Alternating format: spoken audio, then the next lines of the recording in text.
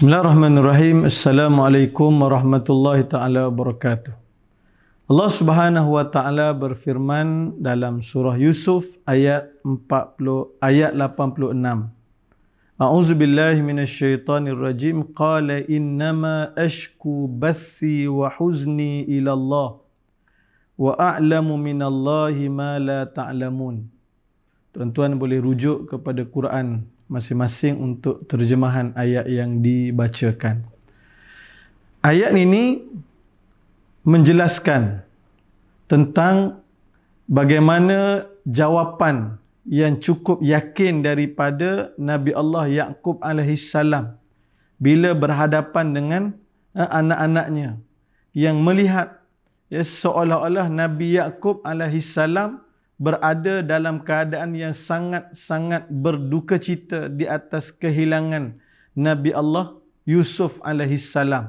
Sebagaimana kita tahu, kisah yang panjang berkait dengan Nabi Allah Yusuf alaihissalam diperlakukan dengan penuh tipu helah oleh adik-beradiknya, disampaikan berita kepada ayahandanya Nabi Yaqub alaihissalam akan kehilangan Nabi Yusuf, menyebabkan Nabi Yaqub alaihissalam dalam keadaan yang sangat berduka cita.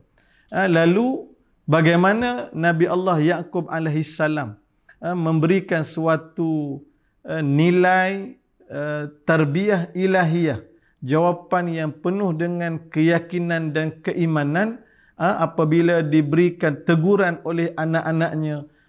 Bagaimana Nabi Allah Yaqub alaihissalam menyatakan ashku bathi wa huzni ilallah. Aku mengadu akan kesusahan, aku mengadu akan kesedihanku kepada Allah Subhanahu wa taala.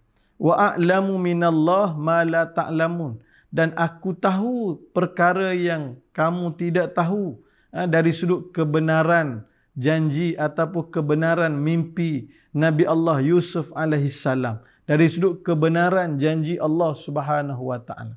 Apa yang kita boleh ambil dalam ayat ini ialah kalimah yang diungkapkan oleh Nabi Allah Yaqub alaihissalam, ashku bathi wa huzni ilallah.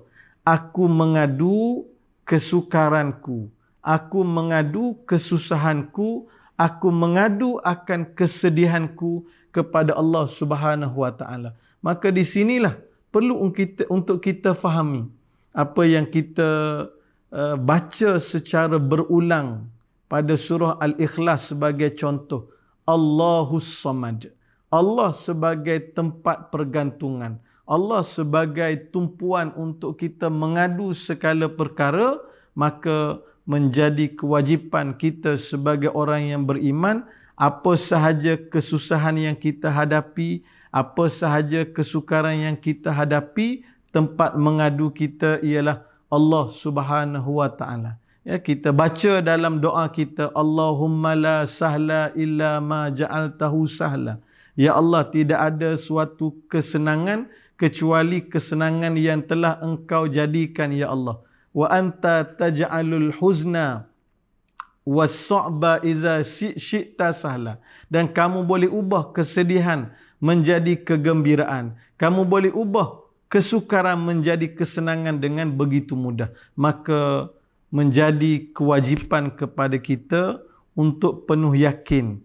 Apa sahaja kemusykilan, apa sahaja kesukaran, kepayahan, kesedihan dan sebagainya yang kita hadapi, tidak ada tempat yang selayaknya untuk kita mengadu, melainkan aduan kita hanya kepada Allah Subhanahu wa taala. Wallahu a'lam. Wassalamualaikum warahmatullahi wabarakatuh.